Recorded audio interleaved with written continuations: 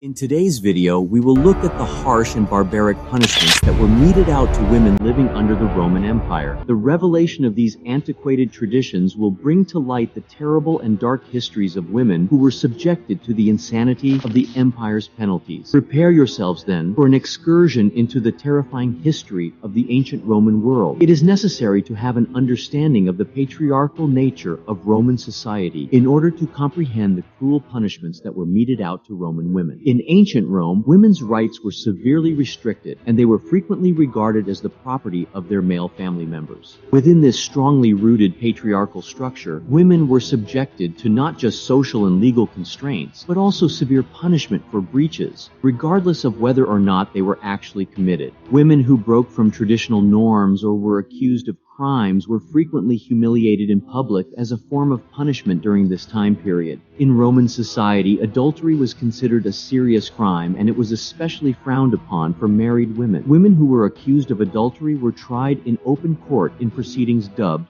trials of adulteresses. The verdict handed down by the court would determine not only the destiny of the accused woman, but also her reputation. Severe punishments, such as death or exile, were typical outcomes. Women who were found guilty of various transgressions, including adultery and theft, were frequently sentenced to time in the infamous carcer. The carcer was a public prison that was noted for its deplorable circumstances. The carcer was a place of hopelessness and anguish, where women were subjected to cruel treatment and lived in conditions that were appalling. Roman punishments for female criminals frequently included cruel floggings and other forms of physical abuse. The fasces was a Roman sign that represented both authority and togetherness. The rods of the fasces, on the other hand, might be used to administer harsh floggings. Women who were found guilty of crimes may be subjected to a terrible punishment known as the lash of the lictor, in which they were beaten with the rods that were attached to the fasces. The lash of the lictor was a gruesome and horrifying form of Roman corporal punishment that was used by the Roman authorities to inflict bodily agony and suffering on people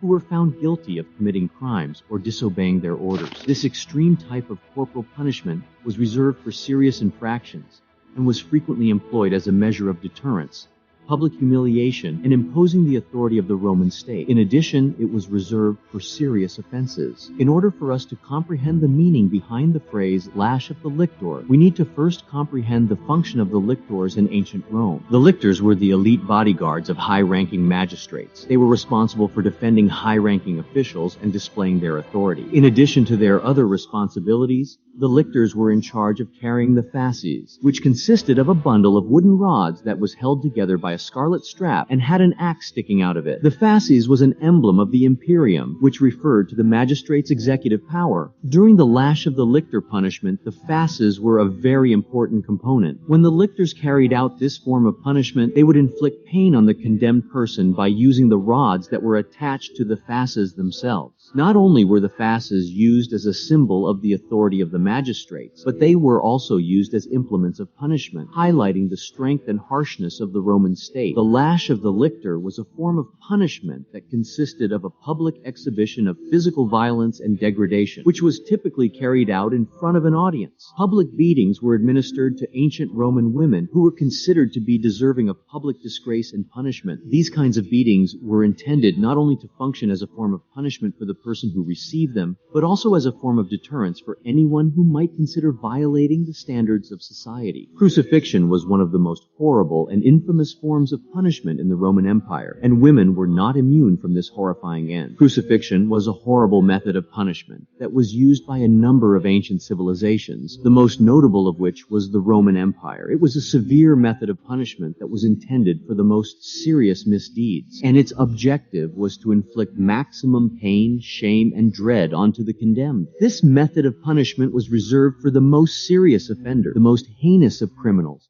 were sentenced to die by crucifixion, which was a cruel and excruciating manner of punishment. Crucifixion was practiced by various ancient civilizations, including the Persians, Carthaginians, and Greeks, before being adopted and improved by the Roman Empire. The origins of crucifixion are not totally established. However, it was utilized by several civilizations. The condemned were often nailed or chained to a wooden cross and left to experience a slow and agonizing death as a warning to others. This was done as part of the practice of crucifixion. One of the most Eerie accounts of the crucifixion is the one that takes place in the 3rd century AD and involves a young Christian woman named Perpetua. In spite of the fact that she was a nursing mother, Perpetua was sentenced to death by crucifixion because she refused to forsake her faith. As a result, she became a symbol of resistance against Roman authority. The psychological pain caused by being banished was another sort of punishment that was inflicted against women, and it was just as horrible as the physical punishment. The daughter of Emperor Augustus, Julia the Elder, was accused of adultery and promiscuity and faced the possibility of exile as a result. As part of her punishment, she was exiled to a distant island,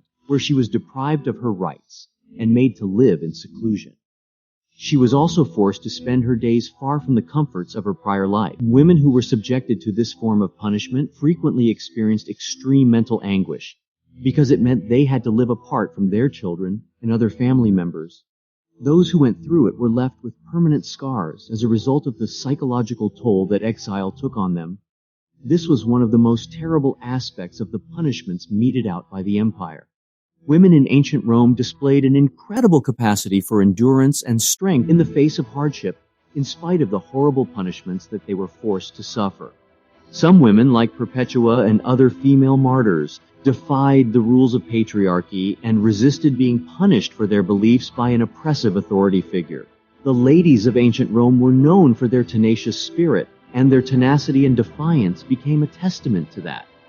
Ancient Roman law's treatment of women as criminals highlights the critical necessity for gender equality and the protection of women's rights. Their experiences serve as a poignant reminder of the never-ending fight for self-determination and equality that persists in the modern world. In ancient Rome, the fight for women's emancipation was a difficult and uphill battle against deeply ingrained patriarchal standards and cultural expectations.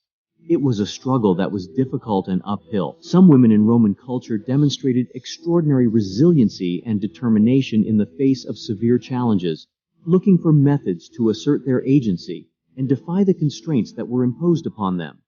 Women in ancient Rome were subjected to substantial restrictions, both in terms of their legal rights and their social standing. They were considered the property of the male members of their family, and as a result, they had restricted access to education, political engagement, and legal rights. Their principal responsibilities revolved around things like taking care of the house, getting married, and raising children, which resulted in their having very little say over their lives and their futures.